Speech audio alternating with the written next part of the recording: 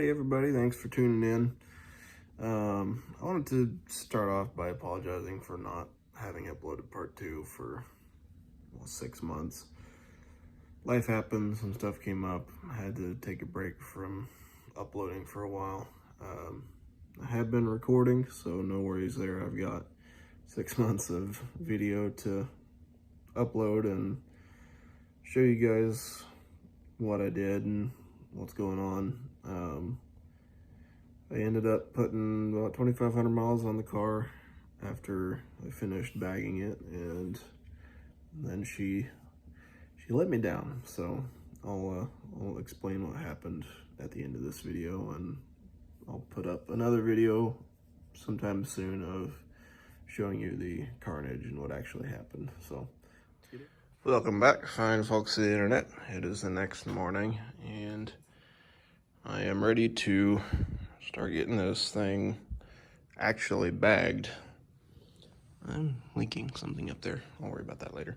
So this is the pile of rust and some of my trimmings that fell out from underneath the car while I was pounding on the inside of the trunk getting my patch panels put in. But here's a little tour of what I've got going on. I did get a little more of that undercoating stuff, and I'm gonna finish that out up there and make it look a little less weird. So I got everything bolted in.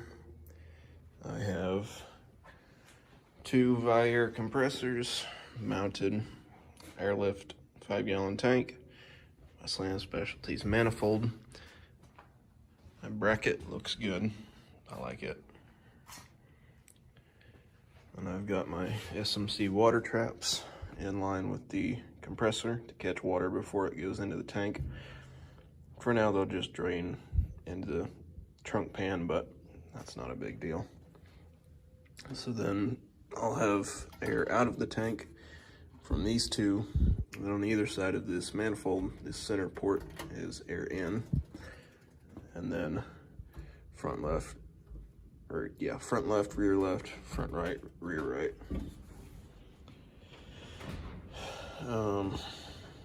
I've got my wires routed. I made my own tab to mount or tie down that wiring to, so it looks a little better. It's not just laid in there. I'm going to run that. I'll probably have my relays and stuff over on that side. I've got some 2-gauge cable here. It's just 2-gauge welding cable. I'm going to run that from the front of the car to the back for power from the battery or from the alternator. I'm not sure which I want to go from yet. One of the two. Anywho, time to get this big girl up in the air and pop the springs out. Do a little trimming. So I had to torch off the old fuel tank strap bolts. They were just trying to twist the bracket, the little loop on the car off, so I just whipped out the old gas axe and torched them off.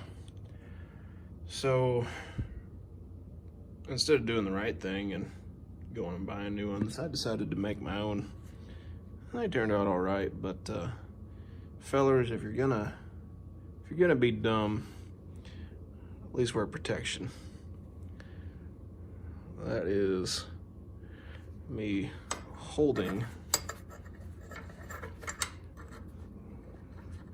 this bolt like that. I'm trying to cut it.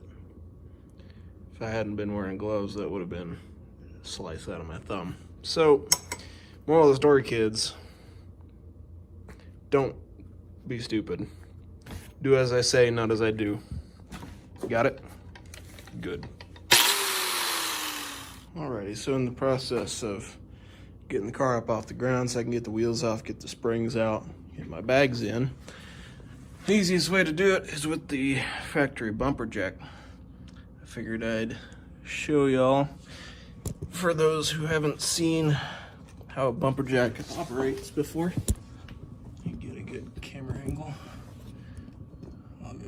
light.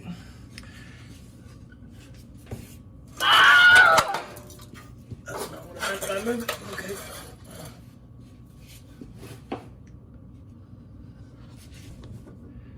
Okay, so there's this little tab right here that the jack itself hooks onto.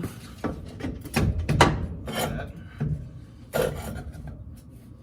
And then on the outside, lever in the up position is going up, lever pointed down is going down. So with the lever in the up position, we get this.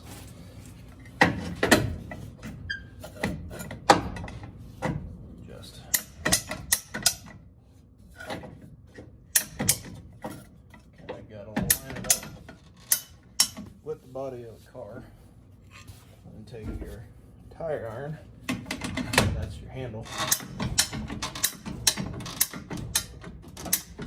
Pretty similar to a modern day high lift jack. Not too different. Far off the ground, am I? This is only slightly sketchy. Full send. So I'm gonna grab another couple blocks and get the back end up. And then Mr. Leaf Springs, or not Leaf Springs, Coil Springs, gonna come on out.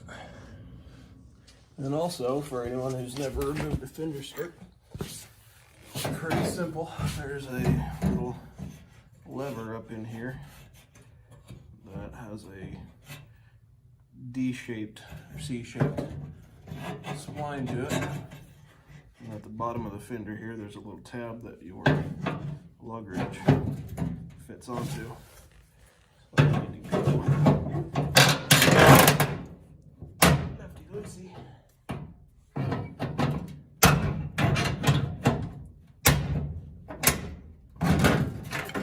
Just like that. Rotate, pull up. Need to make a new bracket for that end. But yeah.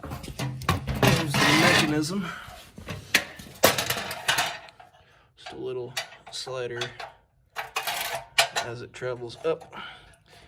That little wing up there cinches down and locks it into place. Pretty simple. Well, this process certainly isn't as easy as the instructions would lead you to believe. I got one spring out, bag in on this side. I'm probably missing half the skin off my knuckles from trying to get the upper bracket in. You've got that much room to work with, and it's a pain to say the least. I need to get the other bag in and then pick up the axle and get the bags bolted to the lower brackets. And then I have my power cable to the trunk half ran. Finish running that back and then connect it up there. Gonna put a distribution block back here somewhere and run power to the relays, and then the relays will power the compressors. And then I'm gonna put a toggle switch somewhere up there that comes back to the pressure switch on the tank that then triggers the compressors, so I can turn them off manually if I want to, so they're not just sitting here running when the car's off and running down my battery. Anywho, I don't know why people are so scared of these things. There's nothing to be afraid of if you do it right. If you do it right, it's the key turn there. Tell you what's terrifying is brake pots off of semi trucks. Those things have 5,000 PSI springs in them. If you let one of those loose, you're gonna break something, whether it's your arm or the building or something. So we're getting there. Get the other bag in, get them bolted up, finish on that line, and then move on to the front. All right, I'm clocking out for the night. It's almost midnight. Got the back end set down on the ground, moving on to the front early tomorrow morning. I'd say I'd be up with the roosters, but it'd probably be about noon. That's just how I work. Get up at noon, go to bed at midnight. Well, go eat dinner at midnight, I should say. Anywho, she's looking good. I can't wait to get the wheel covers back on and get the fender skirts back in. Inside, I ran my power cable, and I'm gonna have a distribution block. There'll be a fuse up close to the battery, and I'll run power to my compressors through relay. My relay, like I said, will trip off of the pressure switch, which will be tripped off of a toggle switch up in the cabin somewhere.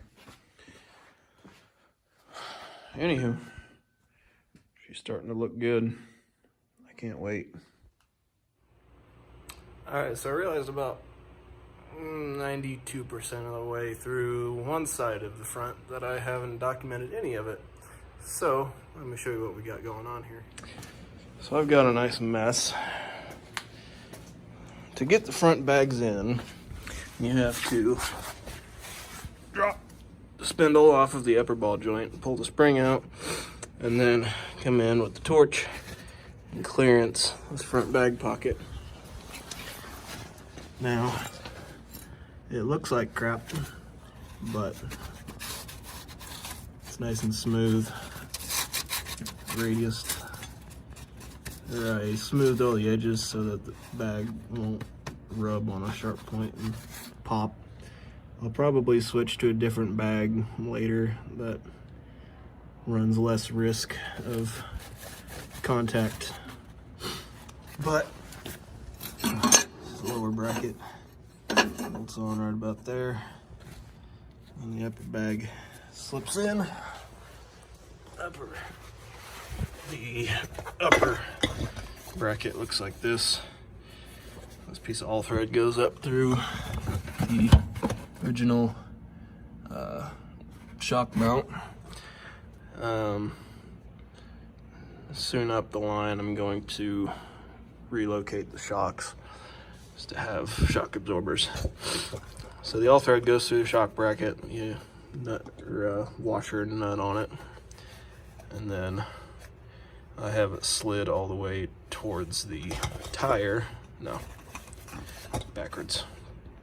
All the way towards the tire so that the bracket is closer to the inside of the car and runs less risk of rubbing on the inside. So I'll get that in, get it bolted in place, bring this back up. Had to pull the sway bar link out, and it, of course, just sheared right off. So I get to go see if I can order a couple of those, because I'm sure the other side's going to do the same thing. Anywho, fun.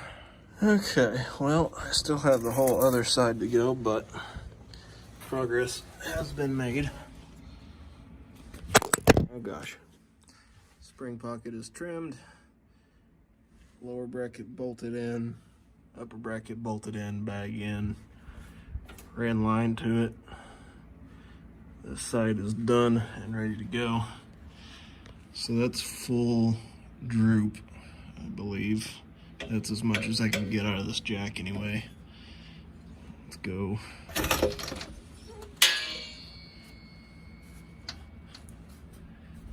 And there's about half lift, this perch will come down and rest all the way against that frame there.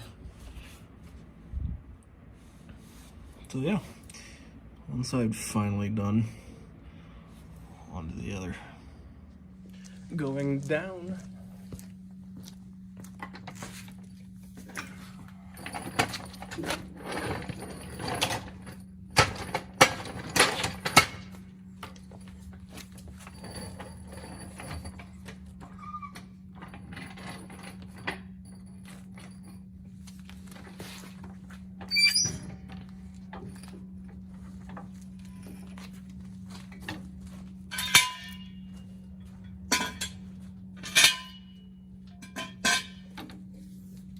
Truth fellers, is my jack gonna get stuck?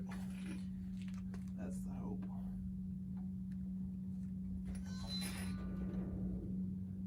Easy now.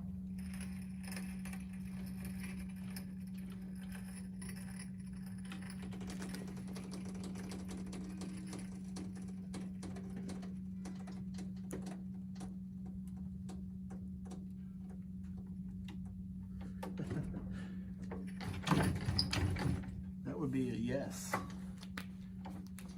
All right, I see you. What can I do?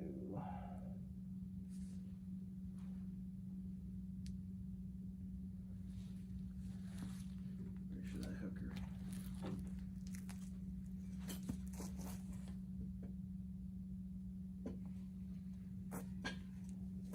I guess I'll go get the bumper jack.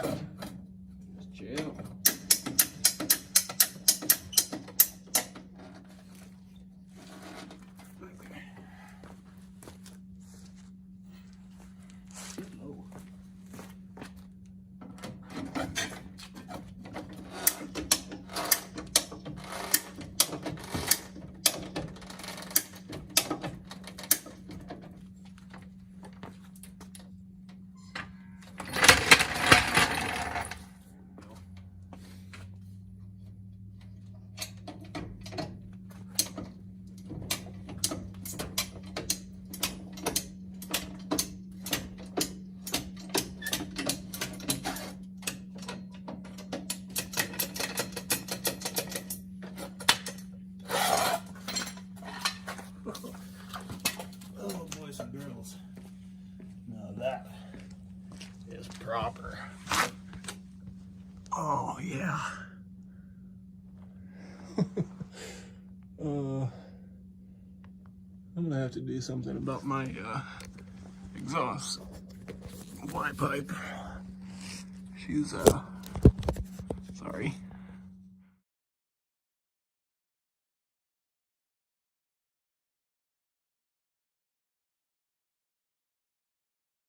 Well, I went ahead and yanked the back seat out to run my lines up through. I'm not quite sure where I want to go yet. I think I'll go up along this edge and under with the wiring for the rest of the car. But the top of the seat back isn't great, and there's some crustiness down the sides. That's not ideal. But pretty much worst case Ontario found what I didn't want to find. Let's see. That's through to the floor, boys. They're in the middle. The other side's got some too. That's not what I wanted to see. This is some mold. I'm betting that all of this is from that one little pinhole over here on this B pillar. I bet that guy right there has just been letting water in for who knows how long. 10, 15, 20 years. So I'm gonna do the right thing and just cut up some road signs and lay them in there and just get her out of sight. Fixed it. Latest update. I did a little bit of color wet sanding and trying to tone down this white, and it turned out all right. I'm starting to worry that there's not anything underneath some of that white paint, so I think what I did was just kind of tone down the edges and knock down the high spots, and I think it looks all right. And then on the other side where all those weird black splotches were, just a little damp, but I sanded most of those splotches off. Left her looking a little ratty. Oh well, I think it looks pretty good. I'm satisfied with it. Now, the problem is, spots that I sanded are a little different. You can kind of tell where I've been. So now the question is, do I go over the whole car? Was it 1500 grit or something and clean the whole thing up? Or do I just say, forget about it and not worry about it? I'm leaning towards the latter. But for now, I'm all right with that. She's a 10-foot car. Looks good from 10 foot away. I don't know. Got new tires coming. They should be in tomorrow at the local tire shop, and they're gonna get them thrown on the rims for me on Thursday afternoon. And then the car show that I'm crunching to get this to is on Saturday, so we should be all right. Anywho, one of my next things I want to do is get a little pinstriping on the trunk lid here, and then a little up front on the nose. Nothing too gaudy. Got to keep it classy. But yeah, on this side you can really tell where I've been versus what hasn't been scuffed. I don't know, maybe I should have went with a lighter. I was using 500 grit and it seemed to take it down pretty good, but I don't know. Done did it, so can't turn back now. Oh well. Okay.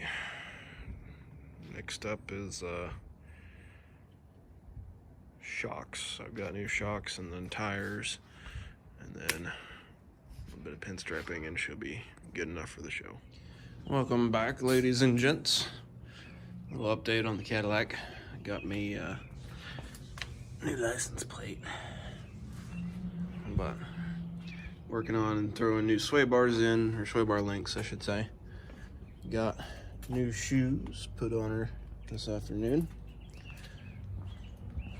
Back here, Paint looks good, but you can kind of see, yeah, you can see where I've been, and I don't know how I feel about that. I'm not a fan. So my compressor, this one specifically,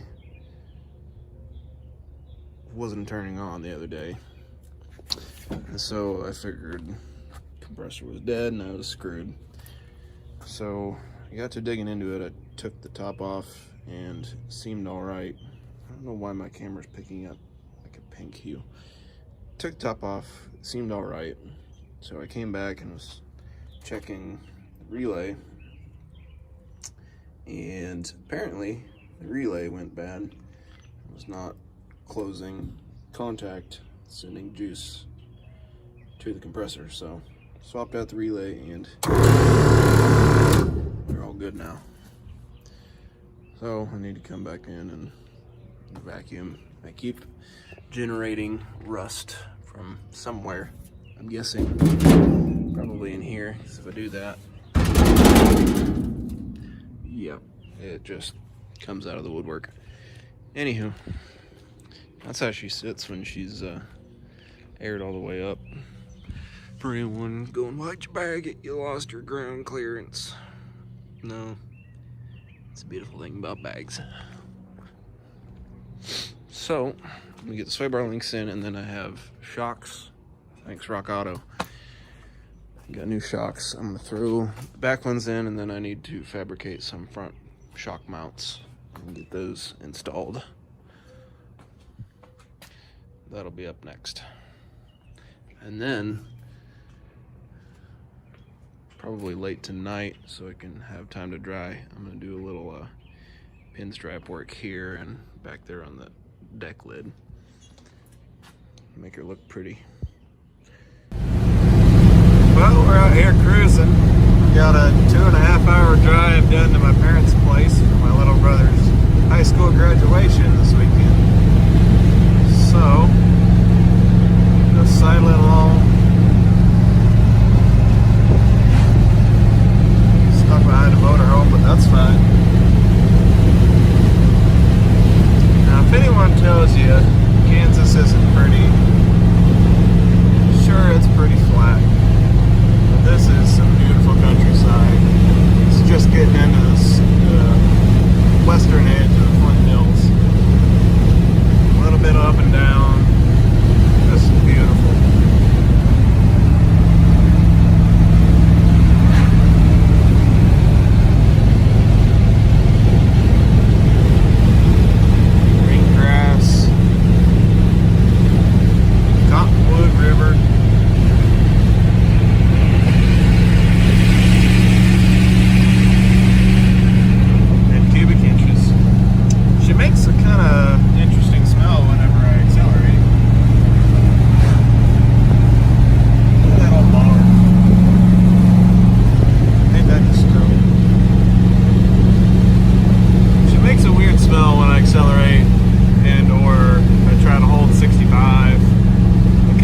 Pinpoint it. It's almost like burning belt mixed with scorching ATF, but should be fine.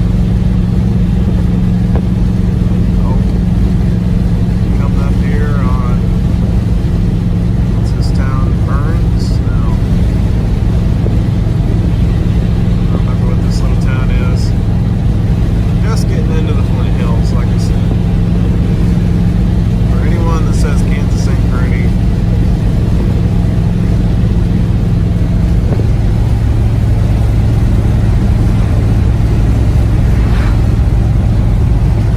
sure pretty to me.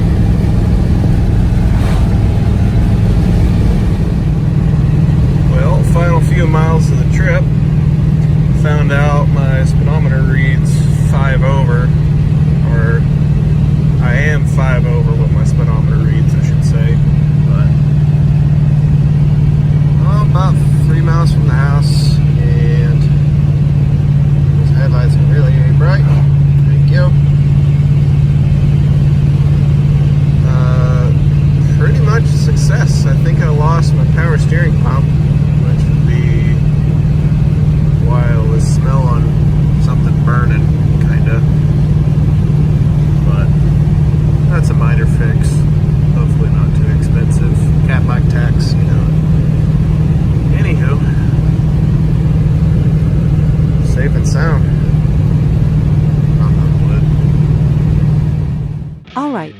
coverage of the car's current status.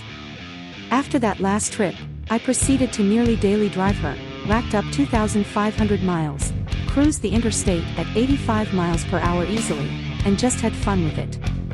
It turns heads, and everyone loves it. Had one airbag blow out, left front, didn't clearance the spring pocket enough. Couple small wiring snafus. Then in September it started running rough, couldn't tune it out with the carb, timing was dead on, and the plugs looked good.